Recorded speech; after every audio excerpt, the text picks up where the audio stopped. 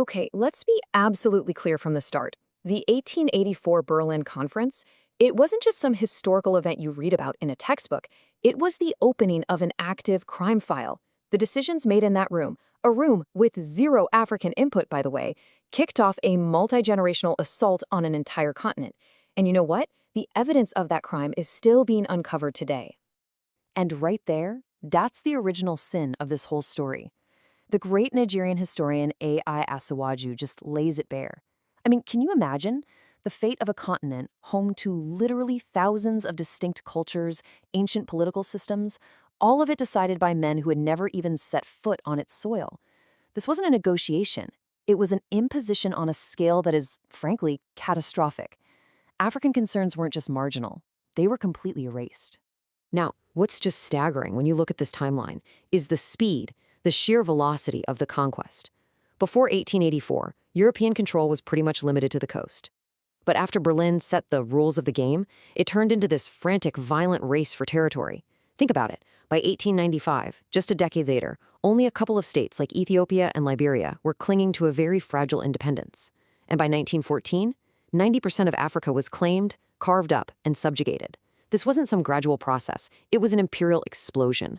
So to really get a handle on the full scope of this crime, we're going to structure our investigation in 4 acts. First up, Act 1, Scars on the Map, where we'll look at the physical violence of the borders themselves. Then Act 2, Chains on the Economy, to dissect the whole architecture of extraction. Act 3 is the Unconquered Mind, where we'll examine the psychological war and the incredible intellectual resistance. And we'll close with Act 4, Reimagining Africa, an evidence-based look at the continent that could have been. So let's begin with the most visible legacy of Berlin, the borders. You have to understand, these were never just lines on a map. They were bleeds. Bleeds that sliced right through living cultures, through ancestral lands, and through these really intricate social networks. They left wounds that have festered into permanent conflict. So here's the number that you really need to let sink in: 177. According to deep research by scholars like Asiwaju, that's the estimated number of major ethnic groups that were partitioned by these colonial borders. This is Exhibit A in our investigation, and it's not some abstract statistic. It represents a continent-wide dismemberment of peoples. And this slide, this really illustrates the human cost. These aren't just names on a list. The Iwe people, a unified culture, suddenly found a border running straight through their homes, splitting them between the British Gold Coast and French Togoland. The Maasai, whose entire way of life depends on vast grazing lands, were cut in two between British Kenya and German Tanganyika.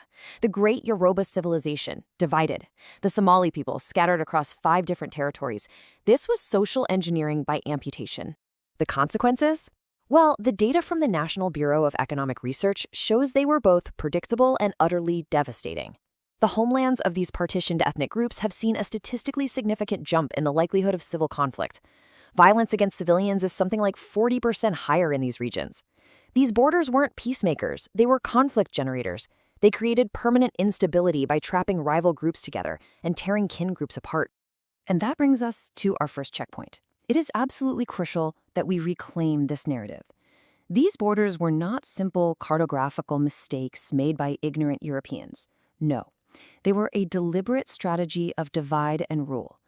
By fracturing large, coherent ethnic groups, the European powers systematically weakened the potential for any unified resistance. They were instruments of control, and frankly, they are still doing that job today. Okay, let's move on to Act 2, the chains on the economy. The goal of the scramble for Africa was never, ever about developing Africa. It was about enriching Europe. This act investigates the economic architecture they built, an architecture designed for one purpose and one purpose only: the systematic extraction of wealth. And the scary part is, that architecture is still largely in place. The key concept we need to understand here is neo-colonialism. You see, even after all the flags of independence were raised back in the 1960s, the economic control never really left. Political freedom was granted, sure, but economic sovereignty was withheld. Through all these mechanisms, like crippling debt, totally one-sided trade deals, and control over currencies, the former colonial powers made sure that the wealth of Africa would continue to flow north. Let's look at a prime piece of evidence, the CFA franc. It was created in 1945 as the French African colonial franc, and it's still used by 14 African nations today. Now get this, these nations are required to deposit 50% of their foreign exchange reserves directly into the French treasury. And because it's pegged to the euro, the monetary policy for these African nations is effectively decided in Frankfurt by the European Central Bank, which, prioritizes low inflation in Europe over African growth and job creation. The impact is just crystal clear in the data. Just look at this chart. It compares the credit to GDP ratio. In the CFA zones, it's hovering at a mere 13 to 25%, but the average for the rest of sub-Saharan Africa? Over 60%. What critics argue is that this system systematically starves African economies of the credit they desperately need for industrialization, locking them into a state of dependency. This entire system of control, it was articulated with such piercing clarity by Burkina Faso's revolutionary leader Thomas Sankara. Back in 1987, he stood before the Organization of African Unity and he said this: "Debt's origins come from colonialism's origins. Those who lend us money are those who colonized us." He saw debt for what it was, not just a financial instrument, but a weapon of reconquest, a new form of slavery.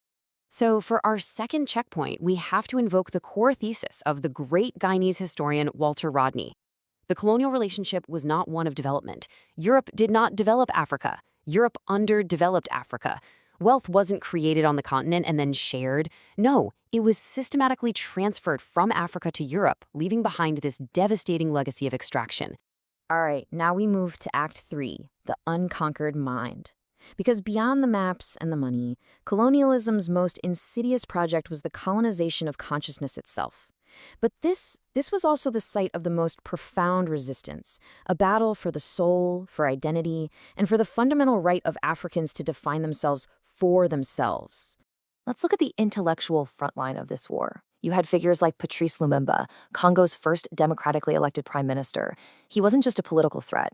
If you look at declassified documents, you see the CIA viewed him as a proud nationalist, a threat that had to be eliminated because of the sheer power of his ideas.